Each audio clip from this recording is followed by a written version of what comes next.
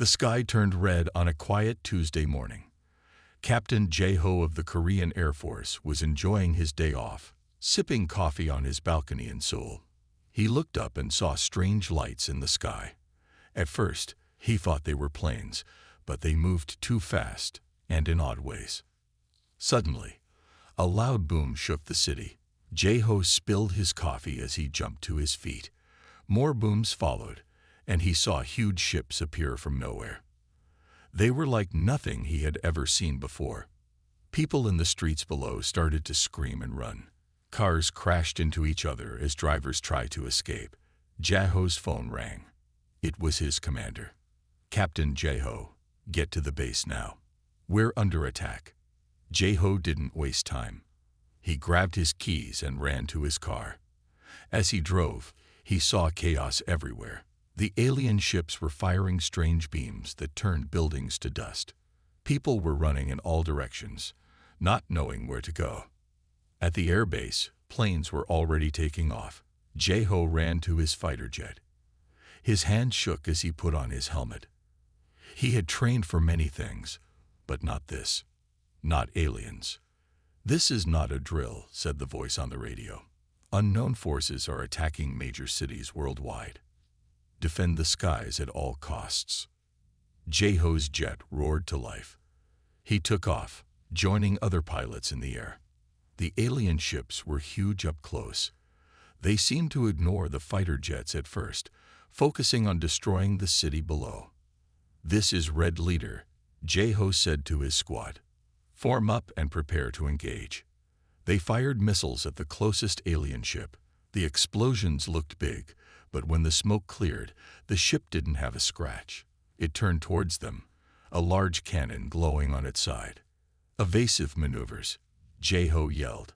A beam of energy shot out, wider than any weapon Jae-ho had seen. It cut through 3 jets like they were paper. Jae-ho rolled his plane, barely dodging the beam. All around the world, similar scenes played out.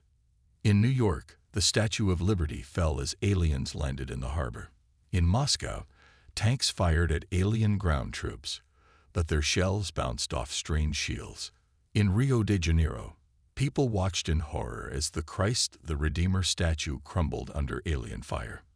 Back in Seoul, Jae-ho and the remaining pilots retreated. They couldn't even scratch the alien ships. As they flew back to base, Jae-ho saw the city he loved in ruins. Tears formed in his eyes, but he blinked them away. He had to stay strong. At the airbase, things were just as bad. Alien ground forces had landed. Soldiers fought bravely, but their bullets did nothing against the alien armor. Jae-ho landed his jet and ran to the command center. Inside, General Ta-won was shouting orders. Screens showed similar devastation around the world. The alien attacks had been coordinated and swift. Humanity was losing, and losing badly. "Captain Jae-ho report," the general said. Jae-ho saluted. "Sir, our weapons are useless against their ships. We need something stronger." The general nodded grimly. "We're getting similar reports from all over. The president is being moved to a safe location. We need to regroup and find a way to fight back." Just then, a young woman burst into the room. She was wearing a lab coat and looked out of breath. "General Ta-won," she said, "I'm Dr. Sung-mi from the Science Division. I think I might have an idea." The general raised an eyebrow. "Go on, doctor." Sung-mi pulled out a tablet. "I've been analyzing the alien energy signatures. There might be a way to disrupt their shields, but I need more data and time." A loud explosion rocked the building. The aliens were getting closer. "Time is something we don't have, doctor," the general said. "But it's the best chance we've got. Captain Jae-ho, I want you to escort Dr. Sung-mi to our underground facility. Protect her at all costs." Jae-ho nodded. He looked at Sung-mi, seeing determination in her eyes. Maybe, just maybe, there was hope. As they ran out of the command center, Jae-ho saw an alien ship hovering directly above. It seemed to be laughing at their puny efforts to resist. But Jae-ho made a silent promise. Someday, somehow, He would wipe that laugh away. Humanity would fight back, and these aliens would learn to fear the species they had underestimated. For now, though, they had to run. The invasion had only just begun, and the real fight for Earth's survival was about to get much, much harder. Captain J-Ho and Dr. Sungmai raced through the crumbling streets of Seoul. The alien ships loomed overhead, their strange beams turning buildings to dust. J-Ho led the way, pulling Sungmai behind a fallen statue when a group of alien soldiers marched past. "We're almost at the underground lab," Sungmai whispered, checking a small device on her wrist. "It's just 2 blocks away." J-Ho nodded, his eyes scanning the area. "Stay close. We can't let them catch us." They ran again, dodging debris and hiding from alien patrols.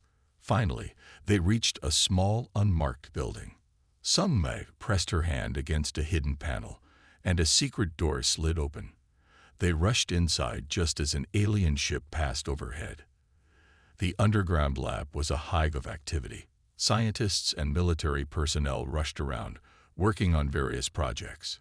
General Ta-1 stood at the center, barking orders into a communication device. "Captain, Doctor, you made it," the general said, relief clear in his voice.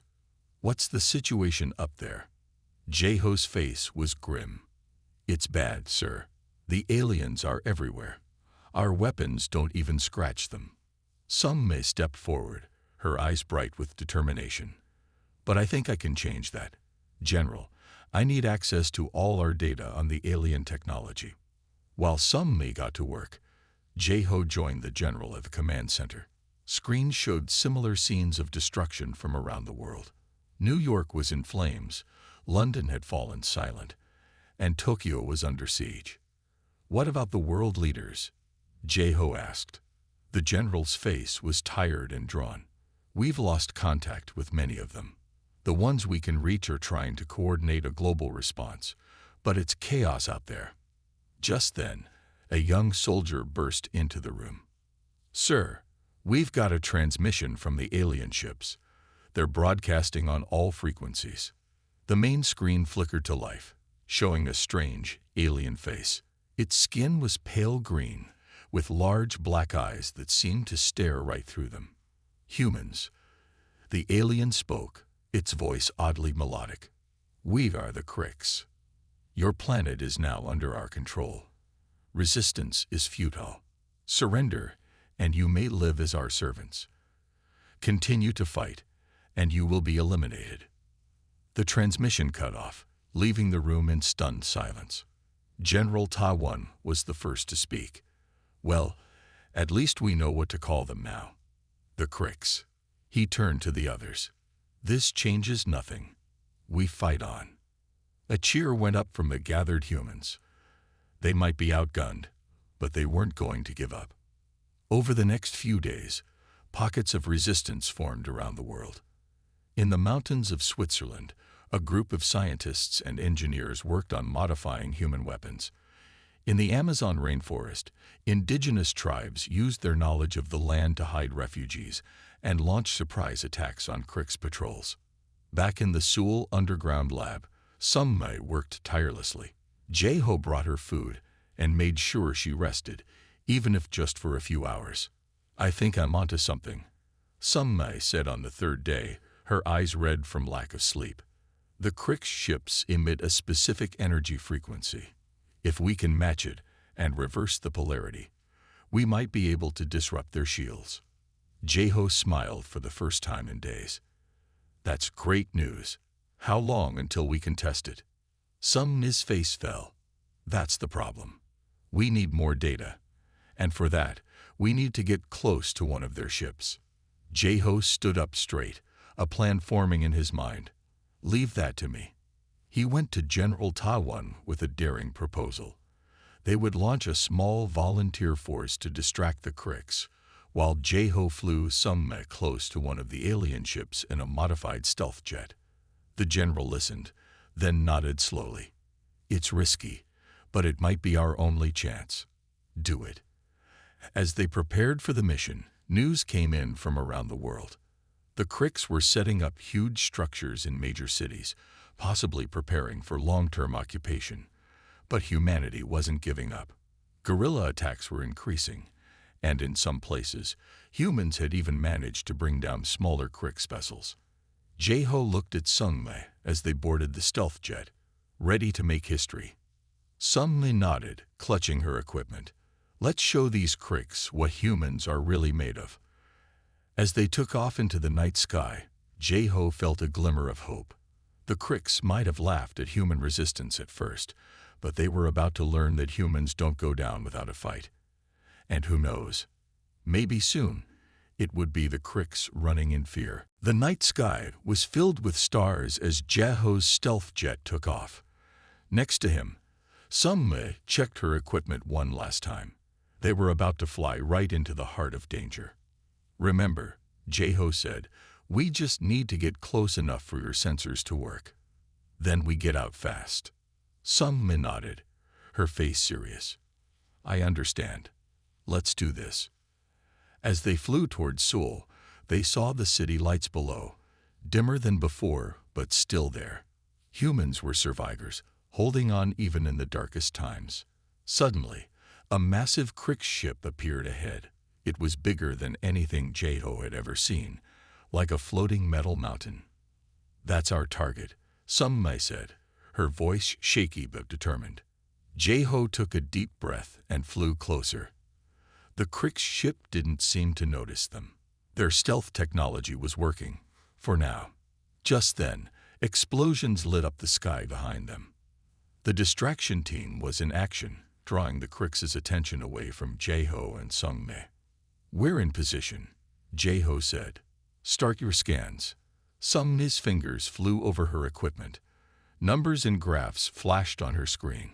It's working. I'm getting so much data. But their luck couldn't last forever. A beam of light from the Crick ship swept over them, and alarms blared in the cockpit. They'd spotted us, Jae-ho shouted. He yanked the controls, sending the jet into a steep dive. Sung-mi held on tight, still working her equipment. Just a few more seconds. Beams of energy shot past them, lighting up the night sky. Jae-ho's hands were steady on the controls, but sweat dripped down his face. He dodged and weaved, using every trick he knew to stay alive. Got it. Sung-mi yelled. I have all the data we need. Jae-ho didn't waste a second. He turned the jet away from the Crick ship and pushed the engines to full power. They shot away into the darkness, the angry alien ship falling behind. But the Cricks weren't done with them yet. Smaller ships poured out of the big one, chasing after Jae-ho's jet. Hang on, Jae-ho warned. He flew low over the city, weaving between broken buildings. The Crick ships followed, firing their weapons. In a desperate move, Jae-ho flew straight at a fallen skyscraper. At the last second, he pulled up sharply. Two Crick ships couldn't turn in time. They crashed into the building in a ball of fire. Nice flying, Sung-mi said, impressed. But more Crick ships were coming. Jae-ho knew they couldn't outrun them all. Then he saw something that gave him an idea. See that river? He asked Sung-mi. She nodded. Hold on tight. This might get wet. Jae-ho dove towards the river. Just before they hit the water, he leveled out. The jet skimmed the surface, sending up a huge spray. The Crick ships, confused by the water and spray, couldn't follow as closely. Using this cover, Jae-ho found a broken bridge. He flew under it and cut the engines. They drifted silently in the dark water as the Crick ships flew overhead, lost and angry. After what felt like hours, but was really only minutes, the sounds of the Crick ships faded. Jae-ho started the engines again, and they took off, heading for the safety of their hidden base. When they landed, General Ta-won was waiting for them. You made it, he said, relief clear in his voice. Did you get what we need? Sung-mi held up her data device, a big smile on her face. We got it all, sir, and more. Over the next few days, Sung-mi and her team worked nonstop. They studied the data from the Crick's ship, looking for any weakness they could use. On the third day, Sumnai burst into the command center. Her hair was messy, and she had dark circles under her eyes, but she was smiling wider than ever. "We did it," she shouted. "We found a way to break through their shields." The room erupted in cheers. For the first time since the invasion began, there was real hope. General Taiwan quieted everyone down. "Excellent work, Doctor. How soon can we have a working weapon?" Sung-ni's smile faded a little. "That's the hard part. We need special materials to build it. And most of our factories are destroyed or under Crick's control." The room grew quiet again. But Jae-ho stepped forward, a determined look on his face. "Then we'll just have to take back a factory," he said. "Who's with me?" Hands went up all around the room. The humans were ready to fight back. As they began to plan their next move, news came in from Busan. A group of fishermen, armed with nothing but their boats and courage, had managed to bring down a Crick's ship that got too close to the water. The tide was turning. The Cricks had laughed at human resistance, but that laughter was about to stick in their throats. Humanity was fighting back, and they were just getting started. The underground base was buzzing with activity. People rushed back and forth, carrying papers and equipment. In the center of it all stood Jae-ho, looking at a big map on the wall. "We need to take this factory," he said, pointing to a spot on the map. "It has the materials we need for Dr. Sung-ni's new weapon." General Ta-won nodded. "It won't be easy. The Cricks guard their factories well." Just then, a young woman walked up. She had short black hair and a laptop under her arm. "Maybe I can help with that," she said. Jae-ho looked at her, confused. "Who are you?" The woman smiled. "I'm Eunji. I'm good with computers. Really good." General Ta-won's eyes lit up. "Ah, you're the hacker who's been causing trouble for the Cricks." Eunji nodded. "That's me, and I think I can help you get into that factory." Over the next few hours, Eunji showed them what she could do. She hacked into the Cricks' computer systems, finding maps of the factory and guard schedules. "This is amazing," Jae-ho said, looking at all the information. "With this, we might actually have a chance." Sung-ni joined them, looking excited. "And I have more good news. I've made the plans for the weapons smaller and easier to build. If we can get the materials, we can make more weapons faster." The team worked day and night, planning their attack. Jae-ho would lead a small team into the factory. Eunji would guide them from the base, using her computer skills to open doors and distract guards. Finally, the day came. Jae-ho and his team snuck out of the city in the early morning darkness. They wore old clothes to blend in with the ruins around them. As they got closer to the factory, they saw how big it was. Crick's guards patrolled the walls, their strange weapons glowing in the dim light. "Okay, Eunji," Jae-ho whispered into his radio. "We're in position. Do your thing." Back at the base, Eunji's fingers flew over her keyboard. Alarms started going off on the other side of the factory. Many of the guards ran to check it out. "Now's your chance," Eunji said. "Go." Jae-ho and his team ran to the factory wall. They used grappling hooks to climb up and over. Once inside, they split up. Some went to find the materials they needed.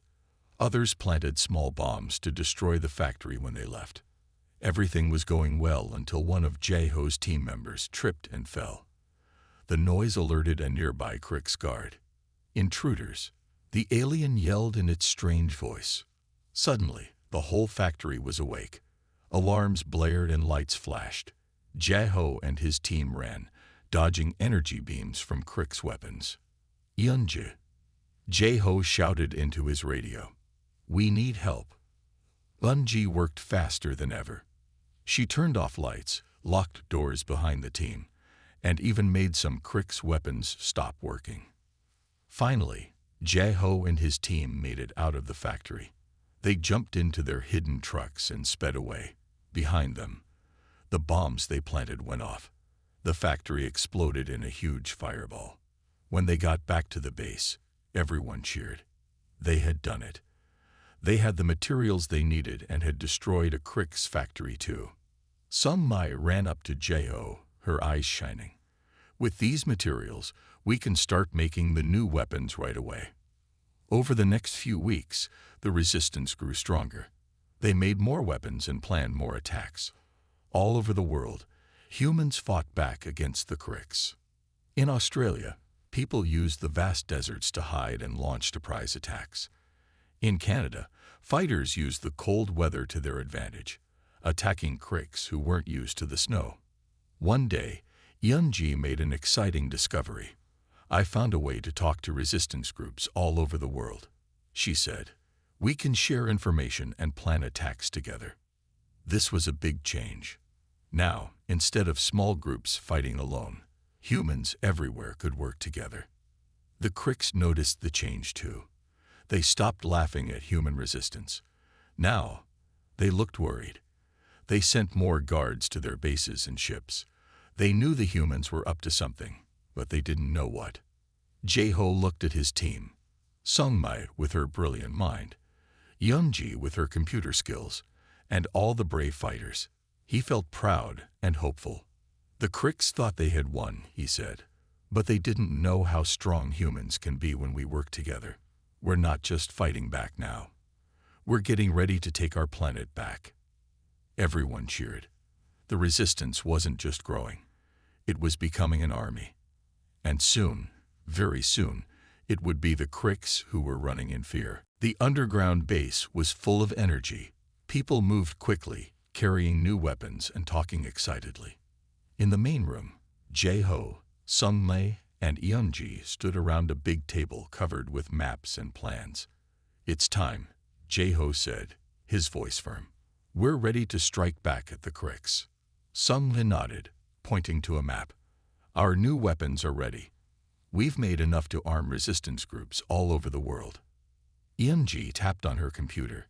"I've sent the plans to our allies. Everyone is ready to attack at the same time." General Taiwan walked in, looking serious but hopeful. "This is our big chance. If we can surprise the Crix everywhere at once, we might be able to push them back." The plan was bold. All around the world, humans would attack Crix bases and ships at the exact same time. They would use Sung Mai's new weapons, which could break through Crix shields. As the day of the attack got closer, everyone worked hard to get ready. Jeho trained pilots to fly against the Crix ships. Sung Mai made sure all the weapons worked perfectly. Yunji set up a system to keep all the resistance groups talking to each other.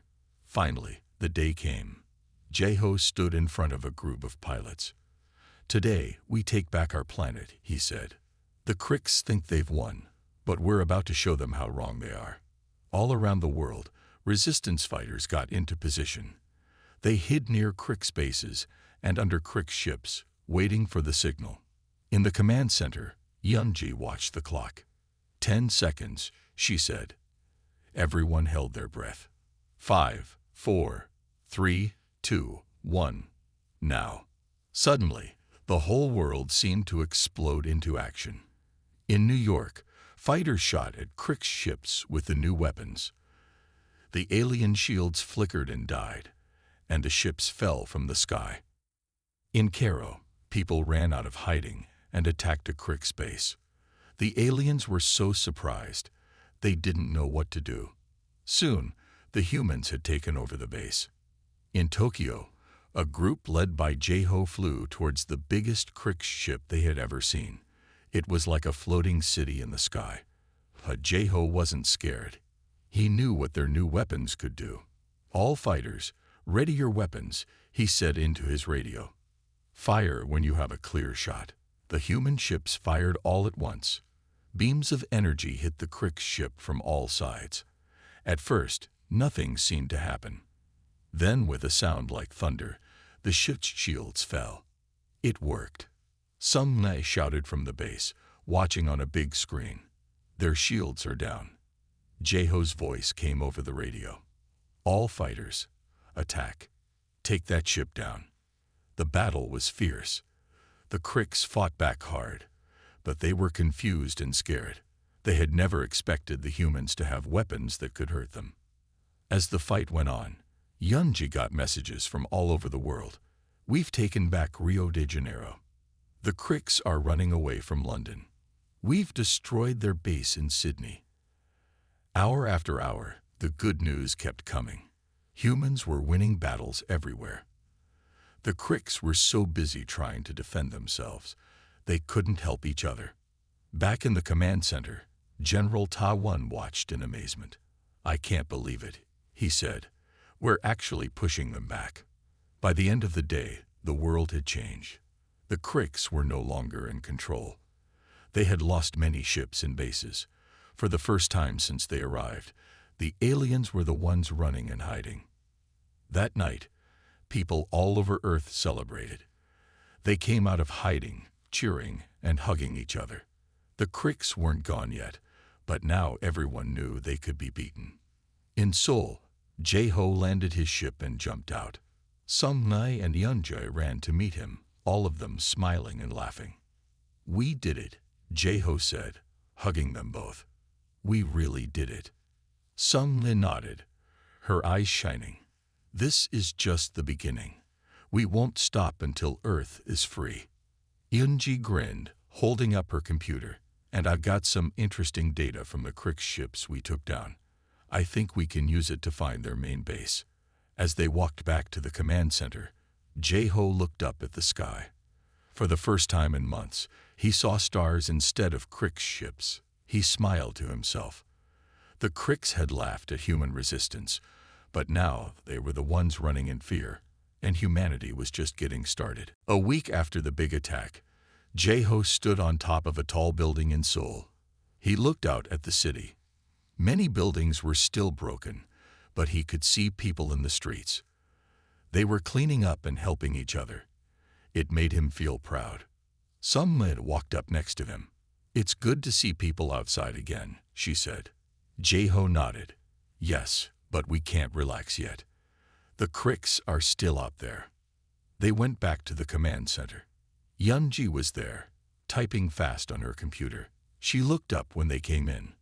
"I have news," she said. "The Cricks are leaving the big cities. They're moving to the mountains and deserts." General Ta Wan frowned. "They're hiding. Getting ready to attack again, I bet." Jae-ho looked at the map on the big screen. It showed where the Cricks were moving. "We need to keep pushing them back," he said. "We can't give them time to regroup." Over the next few days, they made plans. Resistance groups all over the world would chase the Cricks. They would use some as weapons to destroy Cricks' bases and ships. Yeonji found ways to listen to Cricks' messages. "They're scared," she told the others. "They don't understand how we beat them. They thought we were weak." Sung-nae smiled. "They're learning that humans are stronger than they look." The battles continued.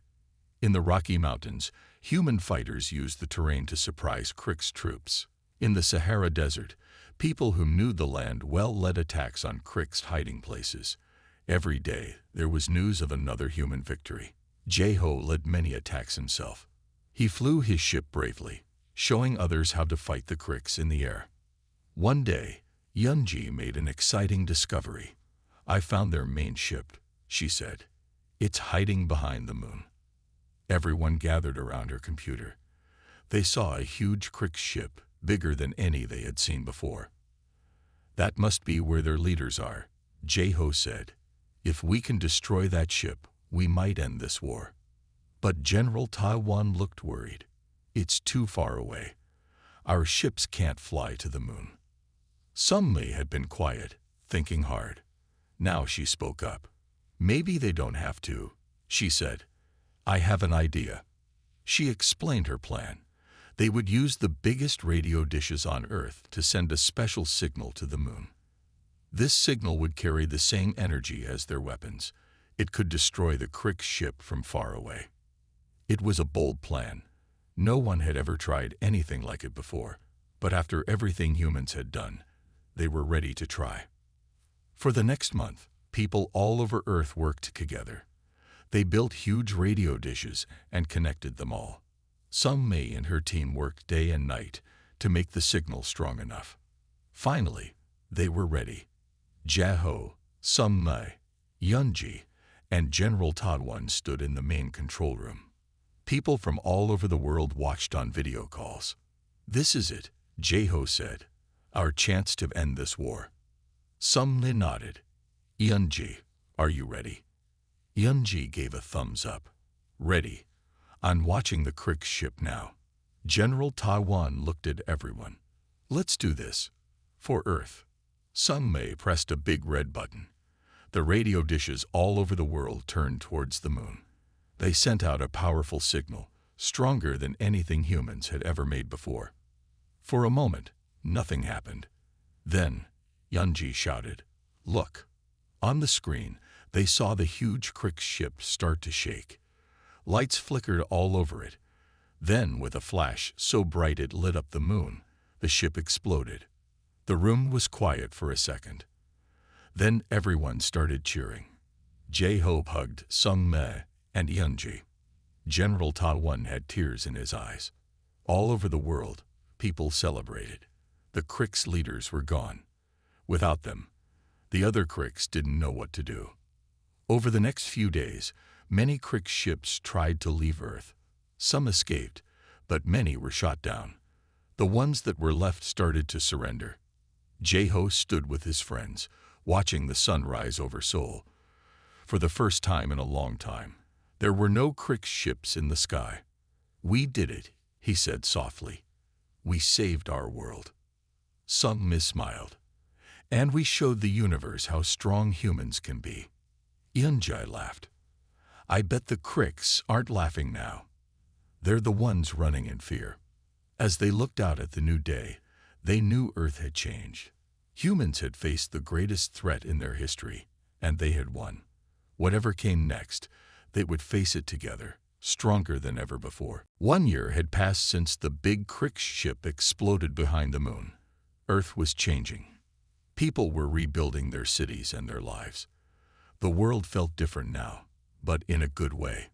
Jae-ho walked through the streets of Seoul. He saw new buildings going up where old ones had fallen. People smiled and waved at him. They knew him as a hero of the war. He met Sung Mi and Yunji at a small cafe. It was one of the first to reopen after the war. They sat down and ordered drinks. "I can't believe it's been a year," Yunji said, looking around. "Remember when we were hiding underground?" Sung Mi nodded. "It feels like a lifetime ago. But look at us now."